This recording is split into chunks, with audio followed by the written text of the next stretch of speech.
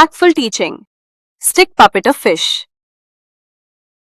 Materials required are template of the fish, scissors, transparent tape, glue, a stick, a straw, and paints. Step 1. Color the outlines of the fish and fins. Step 2.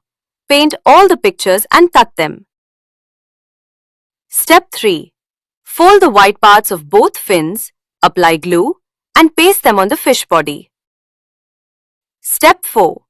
Paste the stick on the non-painted side of the fish cutout and paste the other fish on it.